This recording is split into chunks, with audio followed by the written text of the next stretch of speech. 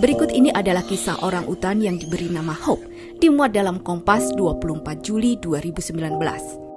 Dalam tubuh Hope bersarang 74 peluru yang ditembakkan oleh manusia-manusia biadab. Ketika dihujani peluru, ia tetap memeluk anaknya dalam dekapan. Namun sayang, sang buah hati meninggal karena malnutrisi dan stres. Semua tragedi ini terjadi karena habitat hewan-hewan ini dirampas oleh manusia. Dengan enteng, manusia mencaci hewan ini sebagai hama. Padahal jika diibaratkan, merekalah pribumi dan kita adalah penjajahnya.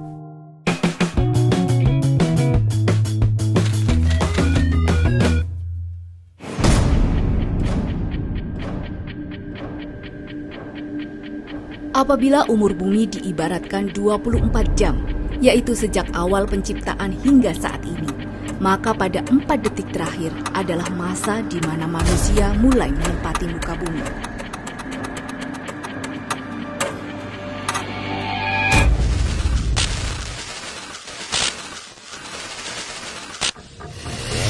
Begitu singkat, tetapi kerusakan lingkungan yang telah dibuat begitu masif.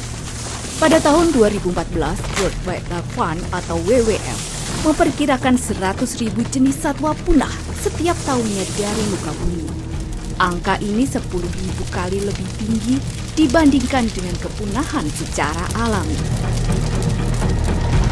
Sebagai negara yang memiliki keanekaragaman fauna ketiga tertinggi di dunia, yaitu memiliki sekitar 17% dari seluruh jenis satwa di dunia, Indonesia sudah sewajibnya menjaga semua penghuninya dari kepunahan.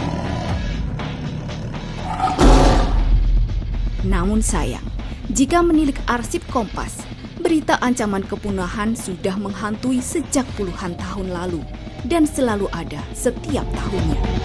Kepunahan tak terelakkan, beberapa jenis satwa Indonesia telah menghilang untuk selamanya.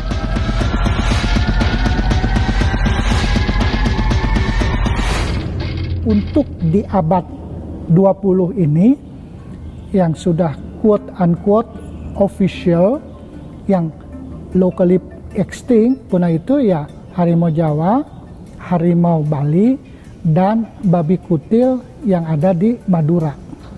Nah ini juga yang perhatian karena dunia sering melihat kepunahan itu hanya karena jenis-jenis yang karismatik. Nah ini juga menjadi permasalahan sehingga untuk data-data tentang jenis-jenis yang lain itu kita tuh bahkan hampir tidak punya. Pengamat-pengamat yang satwa-satwa yang tidak terlalu mempunyai nilai jual itu yang tidak ada. Padahal itu kemungkinan yang laju kepunahan itu sedang berjalan. Contoh sederhana seperti kambing hutan yang Sumatera, seperti kelinci hutan yang Sumatera. Nggak ada yang tahu dan tidak ada yang memperhatikan. Membunuh harimau Jawa menjadi simbol keberanian kala itu. Para pemburu dengan bangga berpose di depan buruannya. Bahkan pada zaman Belanda, terdapat permainan di mana ratusan orang bertombak mengepung harimau Jawa. Harimau dilambangkan sebagai kejahatan yang harus dibunuh. Meski memiliki sayap, bangsa Aves tak bisa terbang dari jangkauan manusia. Jadi pada saat ini burung yang sudah dianggap punah itu adalah trulek Jawa atau Vanellus macaperus. Jadi dulu burung ini hanya ditemukan di pantai-pantai utara di Pulau Jawa. Nah penyebab kepunahannya itu memang disinyalir ada perubahan habitat. Bayang-bayang kepunahan menghantui banyak spesies satwa di Indonesia. Potensi kepunahan itu saya hanya bisa mengeneralisir secara suatu kawasan. Pada kawasan yang rutin terdampak dengan suatu kebakaran. Pada kawasan yang rutin menjadi area perluasan kegiatan pertanian atau perkebunan. Perburuan liar ya jelas itu yang akan lebih kepada yang sangat mempercepat untuk perburuan. Ya kalau isu zaman sekarang kan yang paling dekat itu oke, kalau harimau itu konstan lah begitu, tetapi kan ada yang peak banyak itu kan seperti terenggiling di Mamali itu kan. Nah itu karena laju untuk bisa diekstraksi dari alam itu cukup tinggi. Jadi yang paling tinggi penyebabnya itu ya karena perburuan. Mereka mati demi memenuhi hal yang tak akan pernah terpuaskan. Kemudian ini yang besar, ini adalah rangkong gading. Burung ini saat ini dalam status critically endangered atau sangat terancam, hampir satu tingkat di bawah punah.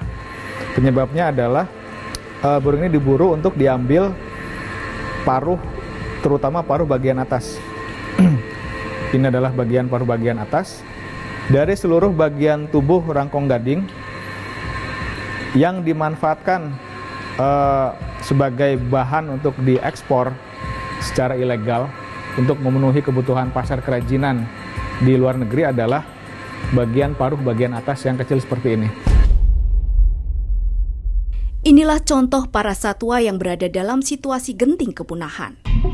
Mereka berada pada kategori critically endangered, atau vulnerable.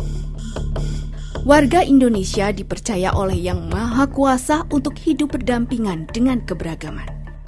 Janganlah keserakahan mengkhianati kepercayaan itu. Mari kita ubah perilaku kita agar kita pantas dan layak disebut sebagai khalifah di muka bumi.